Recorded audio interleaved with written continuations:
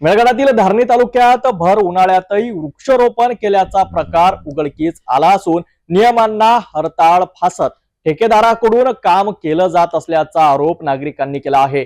सार्वजनिक बांधकाम विभागाच्या या कामावर आता गंभीर प्रश्नचिन्ह उपस्थित होत आहेत। मेळघाटातील धारणी तालुक्यात सध्या तापमानाचा पारा चढलेला असतानाच वृक्षारोपण सुरू असल्याचा अजब प्रकार समोर आलाय।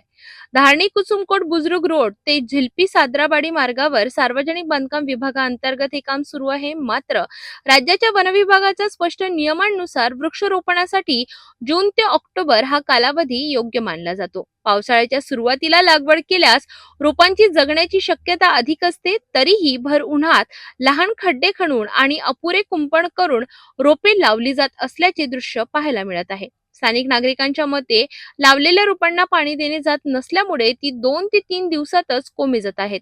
आधीच परिसरात पिण्याच्या पाण्याची टंचाई असताना अशा प्रकारे वृक्षारोपणाचा दिखावा केला जात असल्याने नागरिकांमध्ये संतापाची लाट उसळत आहे। याशिवाय या कामाबाबत कोणताही सूचना फलक नसल्यामुळे हे काम नेमके कोणत्या विभागामार्फत सुरू आहे याबाबत संभ्रम निर्माण झालाय। सार्वजनिक बांधकाम विभाग की वन विभाग याबाबत स्पष्टता नसल्याने प्रशासनाच्या पारदर्शकतेवर प्रश्नचिन्ह निर्माण झाले आहे।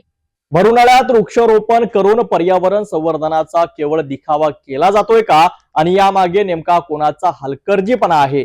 या संपूर्ण प्रकरणाची चौकशी होऊन दोषींवर कारवाई होईल का हे पाहणं महत्त्वाचं ठरेल।